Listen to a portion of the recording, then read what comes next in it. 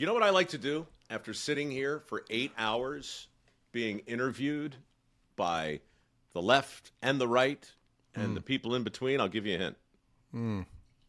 Yeah.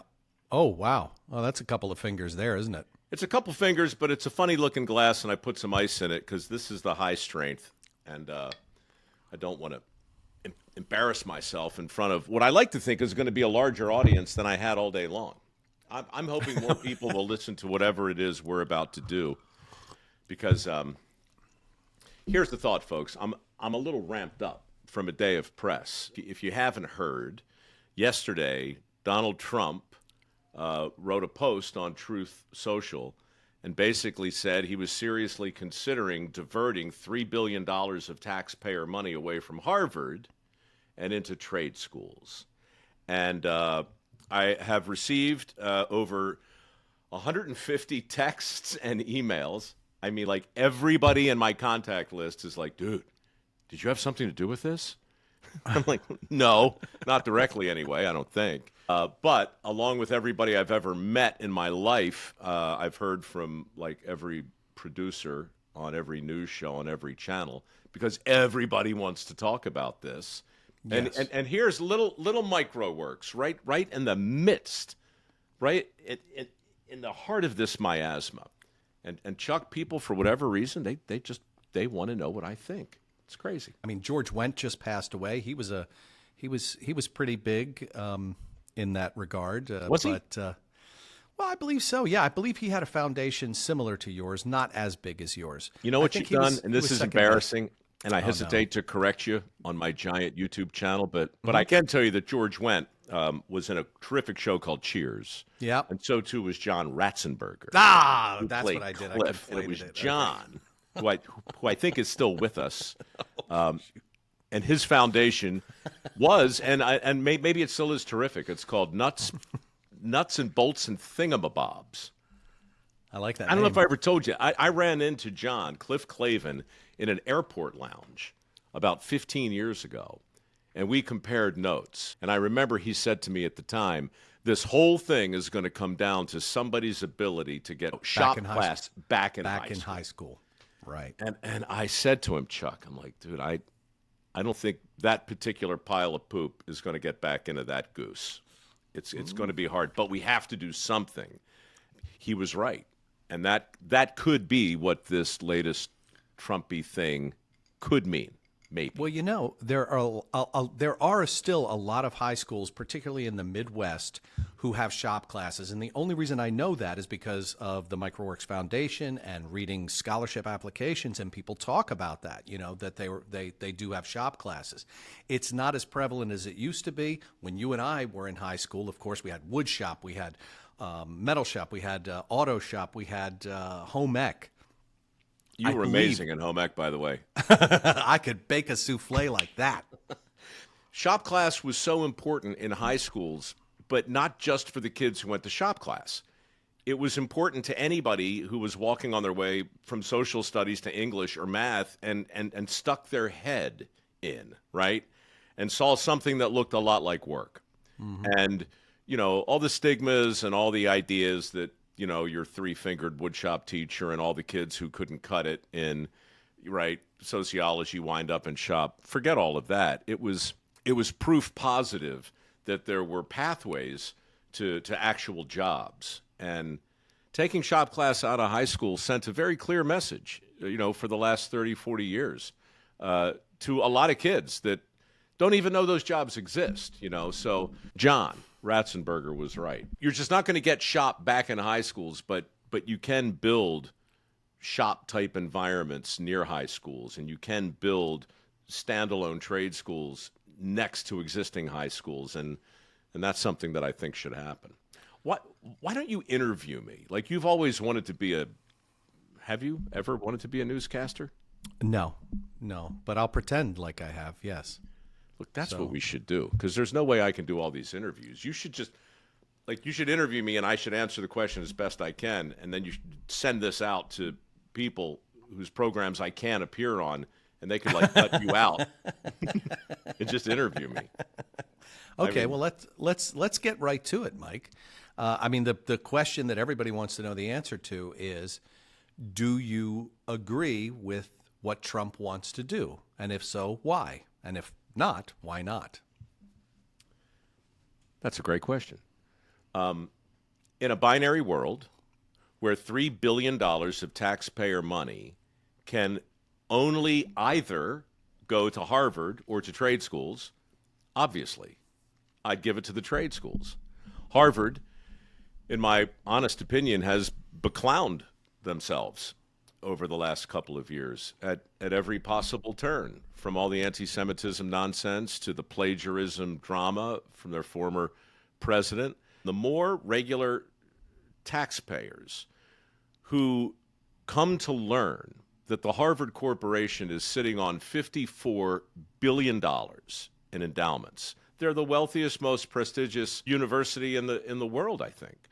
When they realize they're sitting on $54 billion, and at the same time that their president right now is suggesting that he has a constitutional right, that Harvard has a constitutional right to its tax-exempt status and to the very grants that President Trump is threatening to withdraw, that's not going to age well. I'm not a constitutional scholar, but I'm pretty sure there is no constitutional right to be tax-exempt. I think a big part of why mikeroweWORKS has grown so fast in the last couple of years is because the Ivy League has made it really easy to make a case for trade schools. But that wasn't your question. The question is, should the money go to trade schools? And my answer is yes, if the only other option is Harvard. What you should have asked me is what should be done with that $3 billion in furtherance of reinvigorating the trades, getting shop class back in the high school, and helping close the skills gap. That's what we should be talking about. Well, is it a zero-sum game? I mean, can both things be true? Can we reinvigorate the skilled trades and still, send money to Harvard for critical research and development in medicine? And I think they even get money from the Defense Department. Yeah, they do. But somebody somewhere at some point, before they answer that in the affirmative, has to explain why an entity with tax-exempt status can't spend any of the $54 billion that they're... $54 billion. Why is that so sacrosanct? Why can't that be touched? Why does that do nothing but grow every year by billions and billions? Of course, two things can happen at the same time, but they never have, right? Yeah. So I would prefer to focus on why it's a bad idea to give the trade schools the money. Because I think the reason is, for the same reason it's a bad idea just to give anybody or any entity money with no strings attached. The American taxpayer is desperate. If I can speak for you, Chuck, you pay your taxes, right? Oh, yeah, every year. Are you not desperate for some kind of means-tested approach to how your money is spent? I mean, if it's going to be taxpayer money that goes to our educational institutions, there's some excellent trade schools out there, and there's some okay trade schools, and there's some trade schools that abuse their for-profit status and have been justly prosecuted. They're good colleges, great colleges, unknown colleges, prestigious colleges. They're not all created equal. So this idea that I'm going to take $3 billion from this particular university, which at the moment has done such a great job of blowing itself up, politically it's a brilliant move. 97% of the professors at Harvard are self-admittedly way to the left. Way to the left. You have an organization that is not remotely representative of the ideas and beliefs of the country itself, and yet they've been benefiting for many years from this kind of tax-exempt status.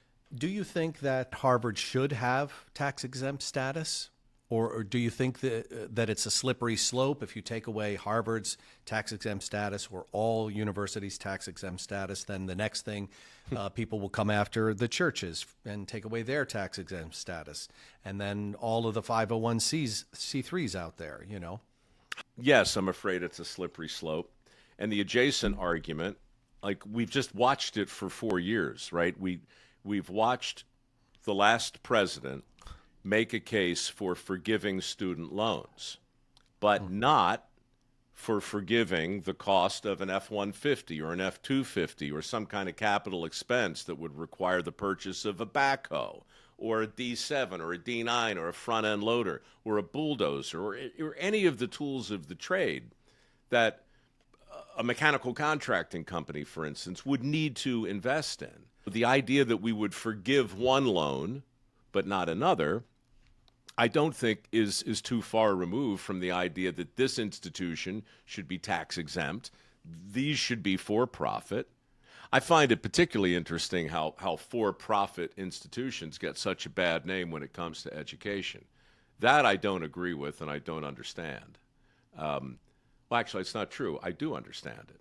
Once you turn an expenditure and redefine it as an investment, either in yourself or in your kids or in your community or in the next generation, well, then it's a very, very short trip to get that investment protected under some tax-free scheme.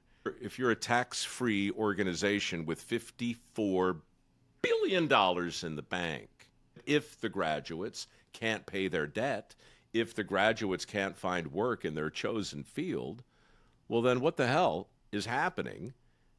What service are these entities providing that doesn't result in some level of calamity? How did we get $1.7 trillion in student loans?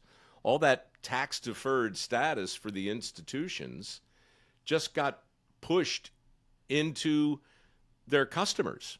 It feels to me like at least that's part of what happened. You've heard me rant about this before, but people ask me all the time, how did college get so expensive? Why is Harvard so expensive? Why is all of it so expensive? In the history of Western civilization, nothing, Chuck, nothing has become more expensive more quickly than a 4-year degree. Not energy, not food, not real estate, nothing. And people say, how could that have happened? Well, give the institution tax-exempt status, tell an entire generation they're screwed, blued, and tattooed if they don't get the diploma that's for sale, and then encourage them to borrow whatever amount of money it takes to get said diploma, and then free up boundless sums of money on the taxpayer's dime and encourage the very lending thereof to the very future indentured servants who can't find work in their chosen field.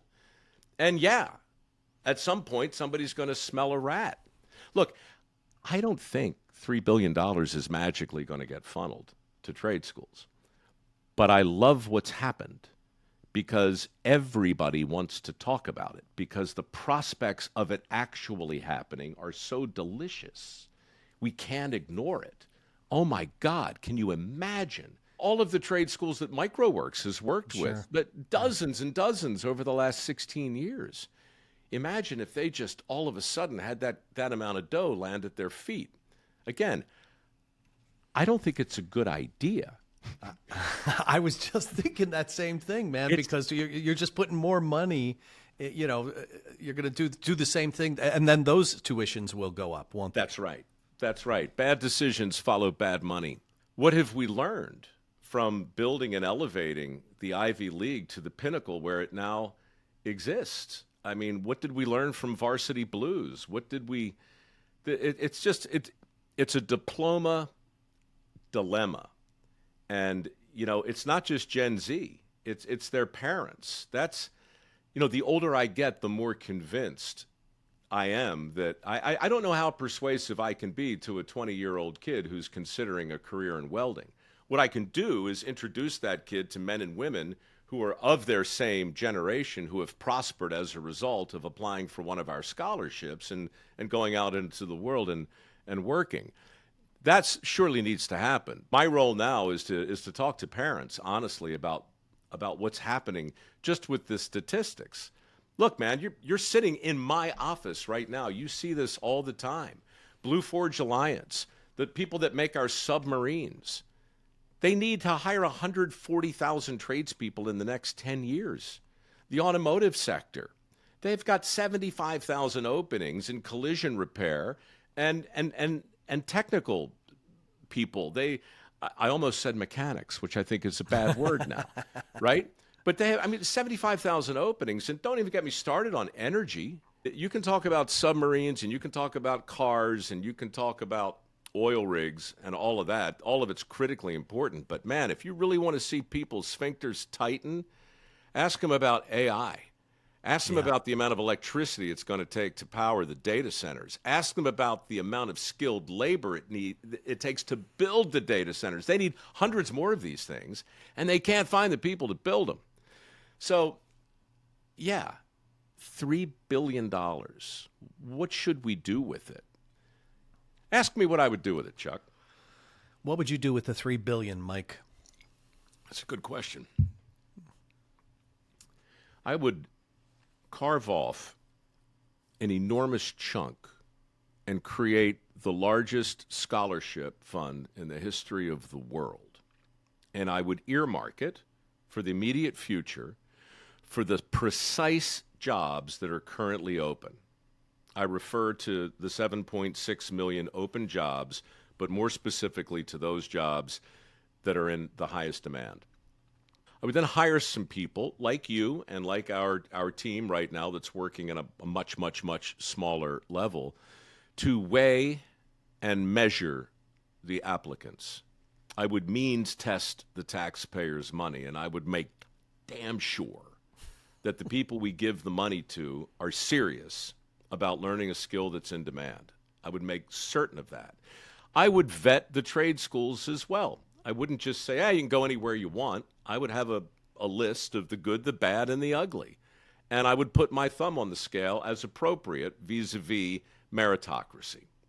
And then I would take a chunk of what was left and I would buy media in the most efficacious way I could. I would interview people who were prospering as a result of learning these trades, and I would plaster them on billboards from sea to shining sea, and I would put them on TikTok, God help me, and I would put them on Reels and Instagram, and if they're still snapping a chat, I'd do that, and if Facebook has anybody under 90, I'd put it there too.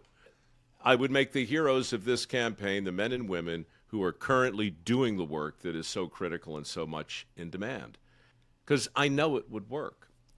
We've seen it work for 16 years in our little slice of this thing. Yeah. We've seen mikeroweWORKS work. Macroworks could work too. This is the headlines catching up with my smack. What you've been hearing me say for 16 years, the chickens are home. I have no idea what the current president's going to do with $3 billion.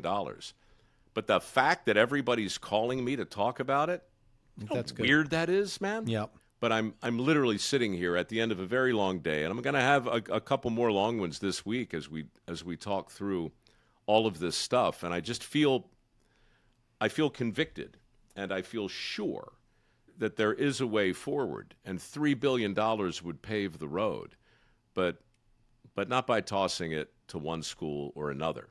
And to be honest, really not even by taking one from one and giving to another. It's a whole separate conversation. I talked to a guy the other day who went to Harvard, graduated, and he said, yeah, that diploma on my wall, it's been on my office wall for years, and I took it down because the people who come into my office, I don't really need them to see that right now. It just begs too many questions. It's an amazing thing. It's maybe the greatest mismanagement of a Tiffany brand that I've ever seen. And I don't know where it's going to wind up, but I know that this is the issue of our time, certainly of my life. Damn, you can't script it. You know what I mean? If you like what you heard, And even if you don't, oh, won't you please, pretty please, subscribe. Well, I hate to beg and I hate to plead, but please, pretty freaking please, please subscribe.